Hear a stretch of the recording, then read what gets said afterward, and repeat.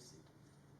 1 week we'll spend in Beijing and a few days here. He has not moved away from his committed one-China policy. And that is why we are here, seeking assistance and also seeking cooperation so that we can move forward in terms of vision. In fact, Guangdong is a very sincere friend for Fiji because most of the people, Chinese from here, lives in Fiji.